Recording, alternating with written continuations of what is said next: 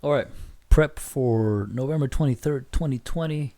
After a few weeks off, gonna start off with a few mentions. The first one that I have is MDGS, and I'm starting with that one mainly also because I held it from the bottom pickup.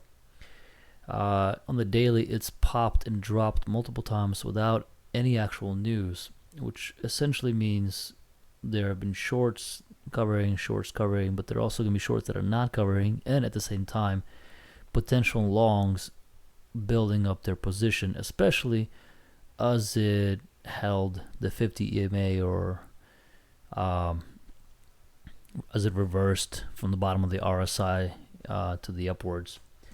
And on the 5 minute, it's a little more clear also how on the last pop with actual news follow up, um, the volume never really changed, and yet the price remained steady from the previous day to the next day, essentially creating what I believe is the new low support of around 2.5 or 2.3. So I've added a few more shares from my start actually on Thursday, which was admittedly a risky start. I should have waited until Friday. But the news changed the narrative, and I believed that shorts would be complacent and stuck upside down.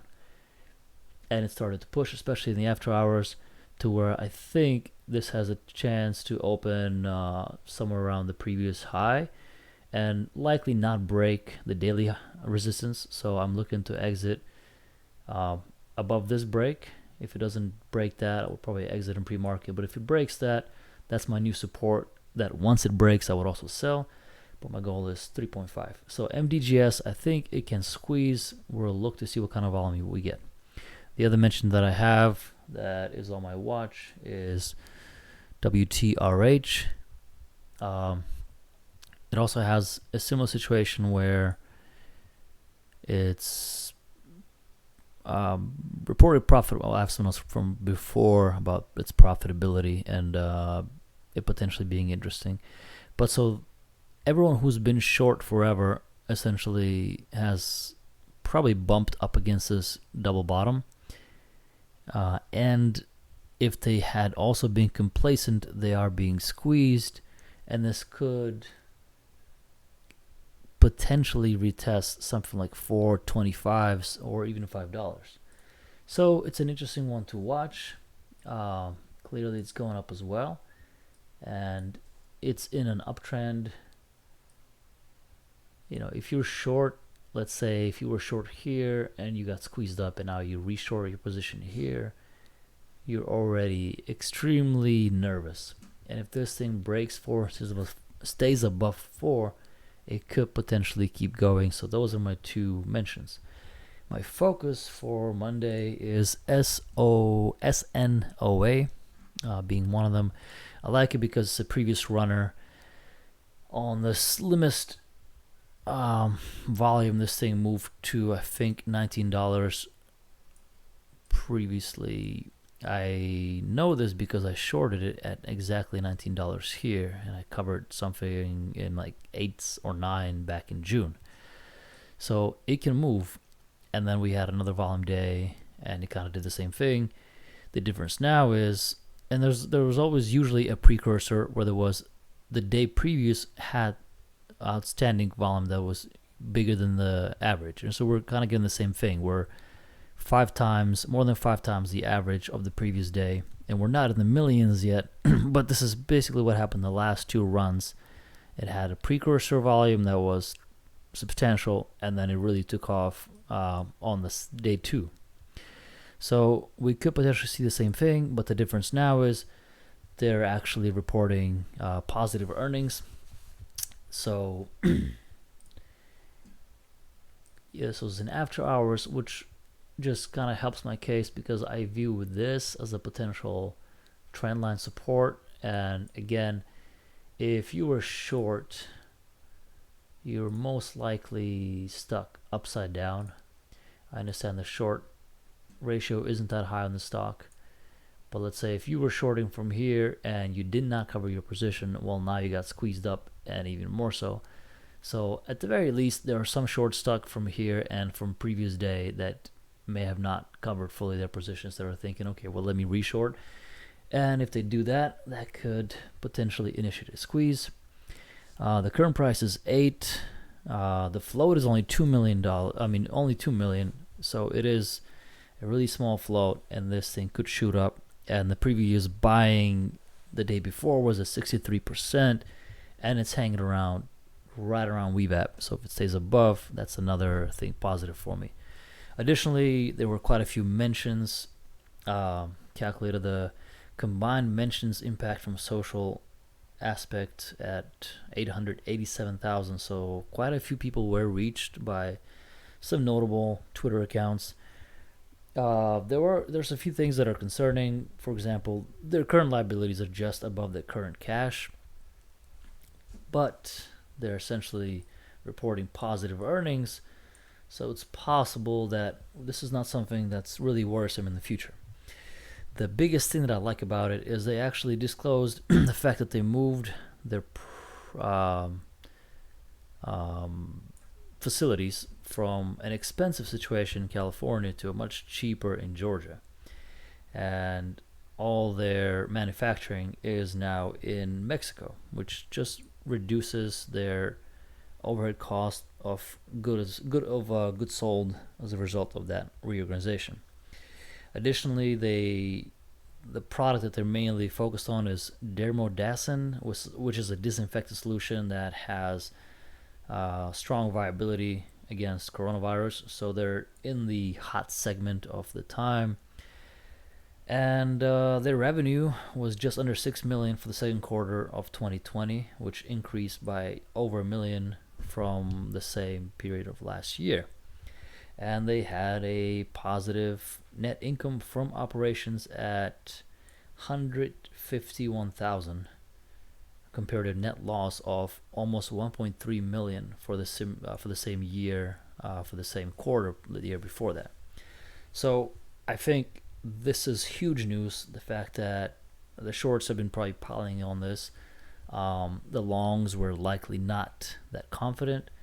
And now we might have actually a situation where this thing squeezes up higher.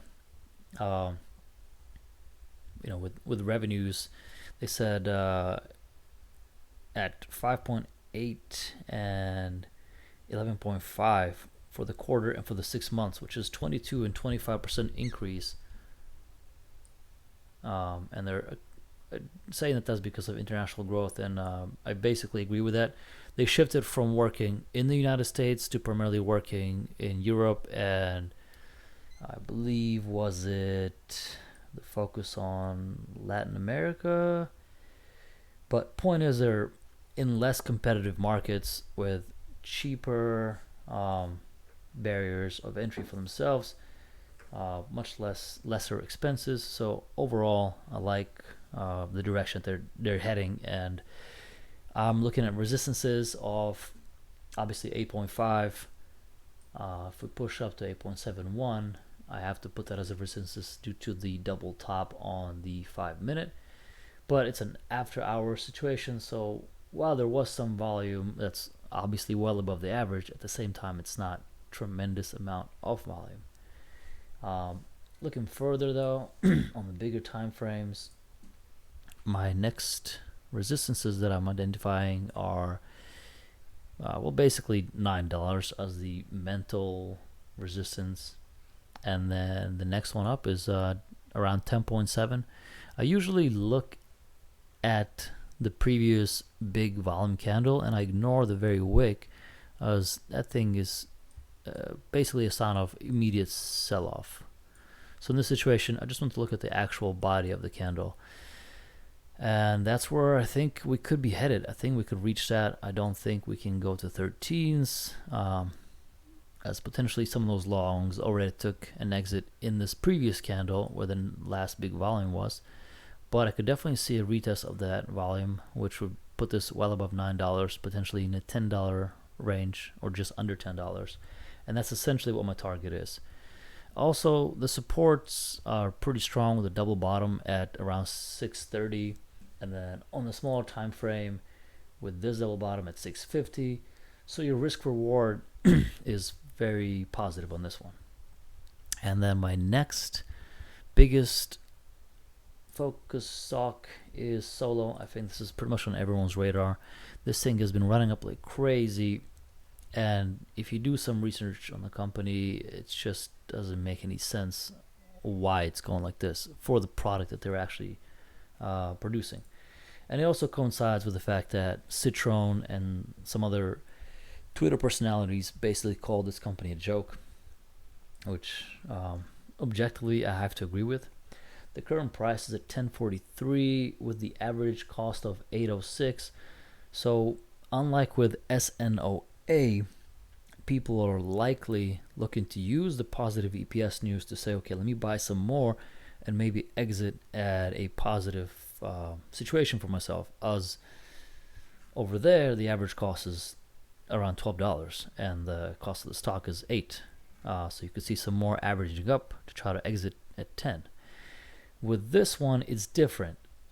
If the stock continues to drop, the reason why it's run up in first place is people add to a winner, so there was no reason for anyone to really sell, and they just kept pumping it up. However, if it continues to drop, people who are in the profit, practically everyone, are most likely looking to protect their profit, and they might have stops set up at, let's say, 975, 935, some odd numbers below the emotional support levels.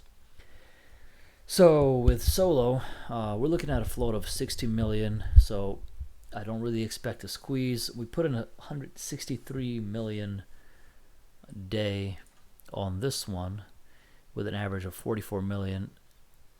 But at the end of the day, it started selling off on high volume. You can actually see that better on the 5-minute. Bigger volume sold off than the volume that drove it up in first place.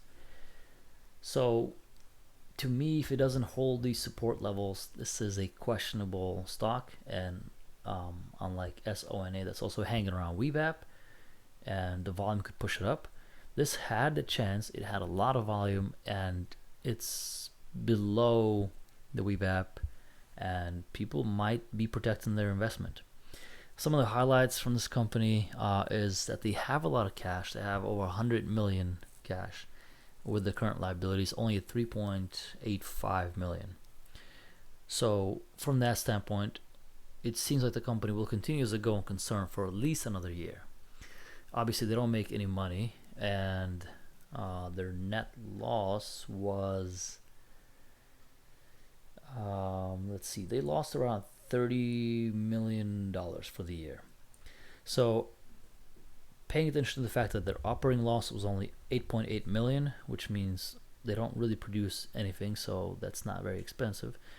Their general admin expenses were 2.5 million. Again, they are still opening more locations. They said they're opening 2 locations in California, 2 in Arizona, and they're looking at more.